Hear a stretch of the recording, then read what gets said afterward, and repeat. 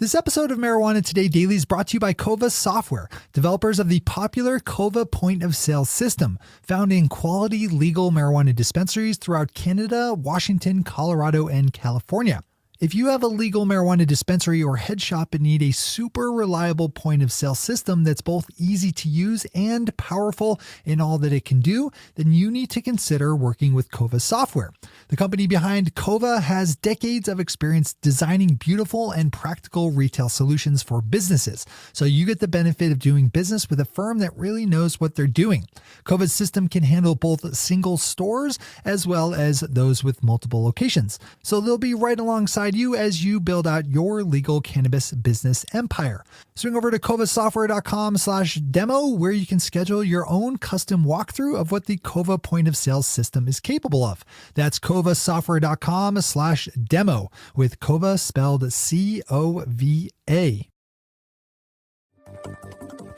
Good morning, Marijuana Nation. It's Wednesday, March 28th, 2018, and you're tuned in to episode 456 of Marijuana Today Daily. I'm your host, Shay Gunther, and I'll be walking you through today's marijuana news and headlines.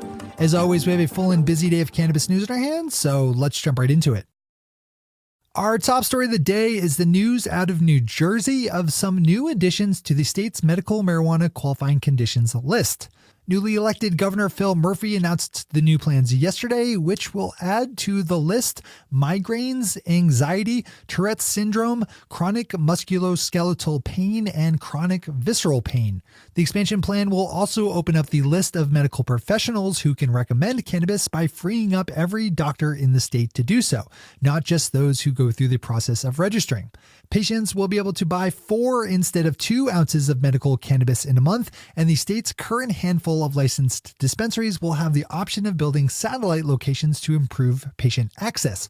All in all, these are super positive and impactful changes that will boost the number of people who can find relief using medical cannabis in New Jersey. Hopping a couple states over to Rhode Island, we have news that the state legislature was recently offered $5 million from one of its 3 licensed medical marijuana dispensaries in exchange for stepping back from plans to expand the number of licensed shops up to 15. The offer was made in a public hearing held by the State House Finance Committee and was pitched as a way the state could help cover budget shortfalls without gutting the ability of the 3 existing dispensaries to stay in business. Chris Riley is the spokesperson for the state's largest dispensary, the Thomas C. Slater Compassion Center, and made the offer alongside testimony that predicted that 1 or 2 of the 3 current open dispensaries would be put out of business if there were suddenly 12 new competitors drawing on the state's limited pool of registered patients.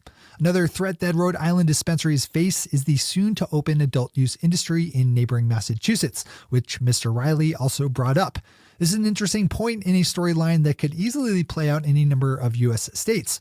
Not a bad one to read in full.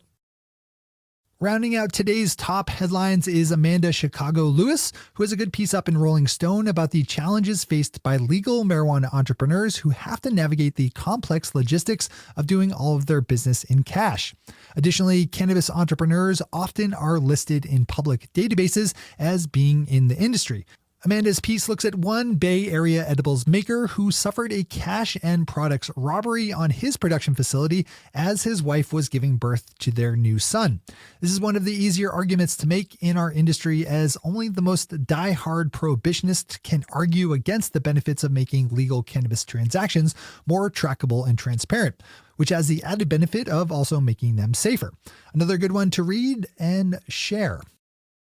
Those are our top stories for today. It's time for Marijuana Today Daily Headlines Blitz. Before we blitz out on headlines, let's quickly thank our sponsor, Kova Software, developers of the popular Kova point of sales system, found in quality legal marijuana dispensaries throughout Canada, Washington, Colorado, and California. When you decide to work with Kova, you benefit from doing business with a company that's been around for a lot longer than legal cannabis. Right now, Kova's point-of-sale system is in use in more than 19,000 retail locations throughout Canada, California, Washington, and Colorado, and they've tailored their cannabis version to be fully protective of their clients' state law compliance. Cova's savvy team of developers, for instance, have built in automatic protections against any user error that might knock you out of compliance. They're also super smart about the real-world situations some shops find themselves in, which is why their point-of-sale system can be deployed in shops across tablets, even if you don't have access to Wi-Fi. Learn more about what the Cova point-of-sale system can do for your business by opening up covasoftware.com/demo and scheduling a demonstration for yourself. That's covasoftware.com/demo with Cova spelled COVA. And please don't forget to tell them that you heard about them here on Marijuana Today Daily. All right, time for the Blitz. Marijuana Business Daily has a good chart up showing the quick 2-year growth in the Canadian legal marijuana export market.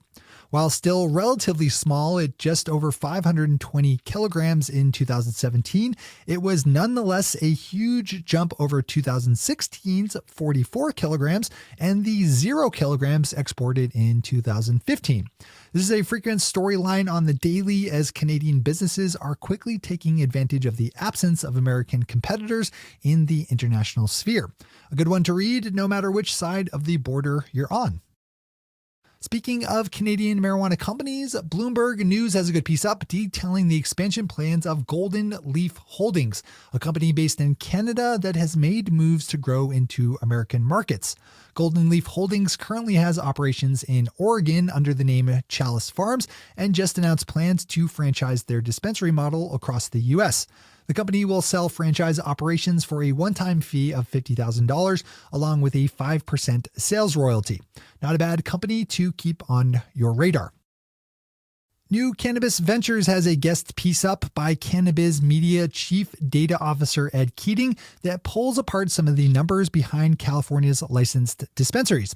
It does a good job of detailing how the California licensed market is playing out so far and is part of a larger series that does the same for other Golden State market verticals.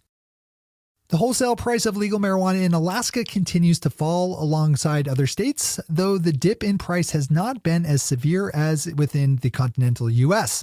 According to Bart Shaneman's reporting over at Marijuana Business Daily, the average wholesale price for Alaskan marijuana ranges in the $2,800 to $5,000 range, whereas last year it was closer to $6,000. Alaska taxes cannabis at the cultivation level at the rate of $800 per pound, which has contributed to the ultimately high prices paid by consumers, who are shelling out up to $400 per ounce retail. Iowa will be issuing medical marijuana dispensary licenses for 3 businesses who must open up their low THC dispensaries by December 1st.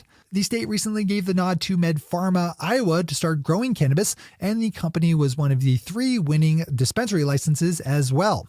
When open, Iowa patients will be able to buy non-smokable medical marijuana products with no more than 3% THC. The city of Ann Arbor, Michigan has received 25 applications for medical marijuana dispensaries as their state works to transition to a new and expanded medical marijuana system that has found some friction recently in how it deals with the dispensaries that have been operating in the gray market for a number of years. In full disclosure on this one, our sponsor, the Ohm of Medicine, is one of those hopeful applicants. I think this is an interesting storyline because of that imperfect transition. It's not one that will be duplicated exactly everywhere, but certainly has useful lessons in process.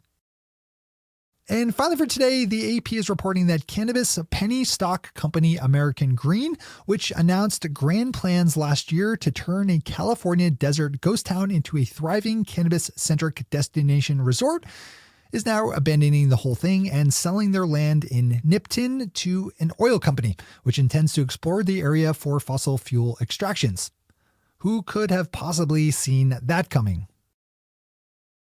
Those are the headlines and news for the day. I'll be back with you again tomorrow morning with another information-packed episode of Marijuana Today Daily.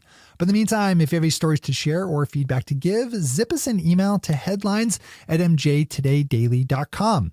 And while you're clicking around the interwebs, swing over to our Twitter account at mjtodaydaily and visit our website at mjtodaydaily.com to find links to all the news we cover. Thanks to our sponsor, Cova, and to all of our awesome patron listeners for the support that makes this show possible. To join the illustrious ranks of the patron listeners yourself, swing over to our website at mjtodaydaily.com and click on that big blue button at the top of the page that says, Become a Patron. I'm your host, Shay Gunther. Thanks for tuning in and starting your day with Marijuana Today. today.